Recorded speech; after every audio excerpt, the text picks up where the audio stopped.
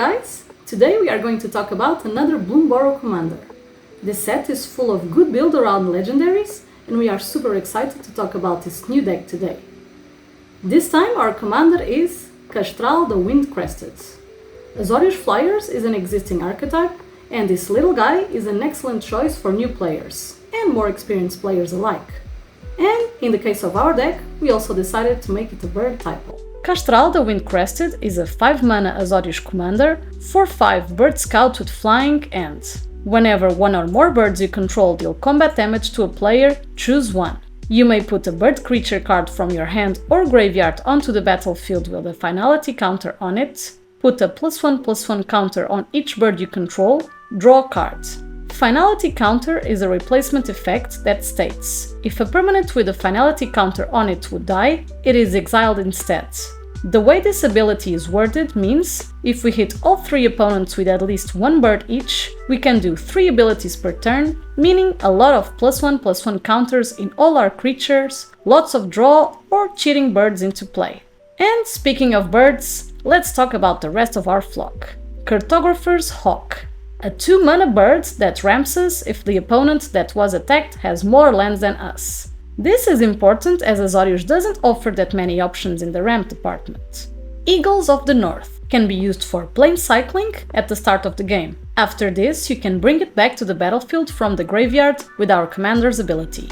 Aven Interrupter, a 3-mana 2/2 flyer with flash that offers a bit of interaction, exiling a spell from the stack whenever he enters. It also offers a little bit of graveyard hate with spells your opponents cast from graveyards or from exile cost 2 more to cast. Empyrean Eagle, giving +1/+1 to other creatures we control with flying. Ezyor Ward Warding Familiar. Spells your opponents cast that target 1 or more commanders you control cost 3 more to cast. This is a pre-ward effect that you have to pay before even casting the spell that is targeting our commander. Gwaihir the Windlord, 6-mana 4/4 flying vigilance that gives your other birds vigilance. Very good in this deck as drawing 2 cards during our turn with our commander draw ability, reducing the cost of discarding 2. High Sentinels of Arashin, a 3/4 that gets +1/+1 for each other creature you control with a +1/+1 counter on it. Also, great with our commander as it gives +1/+1 to all our birds. Ishai Ojutai Dragon Speaker, a 4-mana 1/1 with, whenever an opponent casts a spell, put a +1/+1 counter on Ishai. A great card that can grow super fast and, if not put in check, becomes a threat very fast. Jackdaw's Savior. Whenever Jackdaw's Savior or another creature you control with flying dies, return another target creature card with lesser mana value from your graveyard to the battlefield, giving graveyard recursion and making our board a little better in case of removal or board wipe. Kenji Sky Warden, the previous bird commander default, giving +2/+0 to all attacking flying creatures whenever we attack with him, and +0/+2 to blocking creatures with flying whenever we block with him. A great stat boost in a single body. Keeper of the Nine Gales, for a little bit of interaction in case we have a more problematic permanent on the board that we need to remove. Ledger Shredder, a great option for card draw with, whenever a player casts their 2nd spell each turn, Ledger Shredder connives. Lieutenant Kirtar, a 3-mana 2/2 flyer with 1 and 1 white, sacrifice Lieutenant, exile target attacking creature. Meneldor Swift Savior, a 4-mana 3/3 with flyer.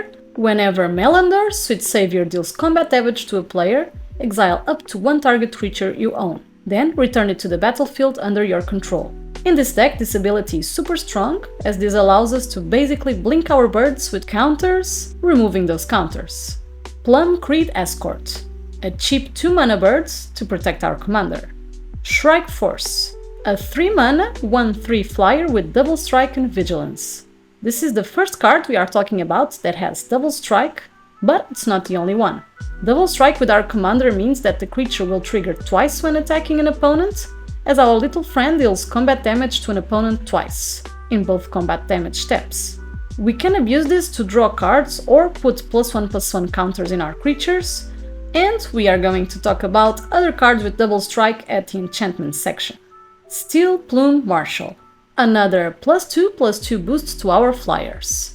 Stormscape Familiar, a small 1/1 bird for 2 mana that lowers the mana cost of white and black spells we play by 1 colorless. Even though our deck doesn't have black, this ability doesn't count towards this card's color identity, so we can run it. Thrumming Bird. Not only it is a bird, but it also has Proliferate to add more +1/+1 counters. Warden of Evil's Isle and Watcher of the Spears. To reduce the costs of creature spells with flying, we cast by 1 colorless. Windbrisk Raptor, our most expensive bird. 7 mana, 5/7 that gives attacking creatures we control lifelink, a good card to cheat into play. Eagle of Deliverance, another great card to cheat into play. A 6 mana, 5/5 that puts an indestructible counter on another target creature we control, normally our commander. Wingmate Rock, a 5 mana, 3/4 with raids. When Wingmate Rock enters, if you attack this turn, create a 3/4 white bird creature token with flying. And whenever he attacks, you gain 1 life for each attacking creature. And lastly, we added 1 creature in our deck that is not a bird. However, it works so well with the rest of the deck that we had to run it. Magus of the Moat, a 4 mana, 0/3 human wizard without flying with a simple text. Creatures without flying can't attack. This is a more affordable variation of the card Moat from Legends, a 4 mana enchantment with the same ability. However, as this card is on the reserved list, it is not very simple to get it or even find it, so we decided to run the Magus instead. Planeswalkers we only have 1, Sara the Benevolent, a 4 mana, 4 loyalty Sara Planeswalker with +2 creatures you control with flying, get +1/+1 until end of turn, -3 create a 4/4 white angel creature token with flying and vigilance, -6 you get an emblem with, if you control a creature, damage that would reduce your life total to less than 1, reduces it to 1 instead. Not only does Sara support our flyers, it also can do the ultimate after 1 activation, so we just had to run it. For sorceries we have a Aerial Assault, a thematic removal card that can win us some life, Airborne Aid, and Winged Words. For some extra draw, Alrund's Epiphany, a 7 mana sorcery that gives us some tokens as well as an extra turn. In this deck this is super powerful and can be the win condition door that we sometimes need to finish the game. Gust of Wind, another thematic interaction that gives us cards as well as dealing with a non-land permanent. Raise the Palisade, returning all non-birds, in this case to our opponent's hands, allowing us to swing for victory. Hopefully our opponents are not running that many birds in their decks. And Splash Portal, allowing us to blink at sorcery speed, drawing us a card if we target a bird, and in our case removing the finality counters from our creatures if they have any. Instance we run Akroma's Will, a white creature staple finisher. For 4 mana, choose 1. If you control a commander as you cast a spell, you may choose both instead. Creatures you control gain flying, vigilance, and double strike until end of turn. Creatures you control gain lifelink, indestructible, and protection from each color until end of turn. This is super powerful and, in our case, normally just finishes the game, or at least removes 1 or 2 opponents from the game. Dawn's Truce and Flare of Fortitude, for board protection, making our permanents indestructible. Dazzling Denial and Lofty Denial, as thematic counters. And Rally of Wings, a 2 mana instant that untaps all creatures we control, and creatures we control with flying get +2/+2, a cheap, efficient combat trick that can be a huge blowout to our opponents if they decide to attack us, or a pump ability if we are swinging for the win and need a little boost of damage. Artifacts, we run the usual mana rocks, plus some notable inclusions like Bident of Tassa, for some extra draw, so we don't have to choose if we want creatures, draw, or +1/+1 counters from our commander. Lightning Greaves, normally to protect our commander, as he is a very big threat at the table. And lastly, a new card from Bloomburrow, Patchwork Banner, for 3 mana, gives +1/+1 to the chosen creature type, and types for 1 mana of any color.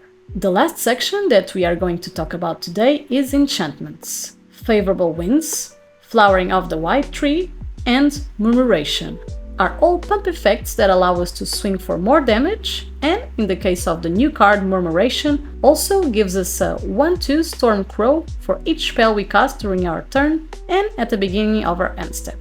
Reconnaissance Mission and Folk Hero, for even more card draw, as some of the cards we have on this deck have some mana-intensive requirements. Soulcatcher's Aerie, a card from Judgment that, whenever a bird is put into your graveyard from the battlefield, put a feather counter on Soulcatcher's Aerie. Bird creatures get +1/+1 for each feather counter on Soulcatcher's Aerie. Super thematic and a great inclusion on this deck.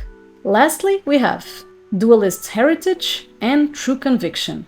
Like we mentioned when we talked about Strike Force, Double Strike works incredibly with commanders like Kastral, basically duplicating the number of triggers from 3 to 6 whenever you attack. Although this deck doesn't run any combos, True Conviction is so strong that it basically has the same impact on the game as a finishing combo. We hope you enjoyed this deck tech, and as always we would love to hear your opinion and what cards would you add to the deck. We are now on Patreon, so if you'd like to check it out, all the links are in the description below. See you soon!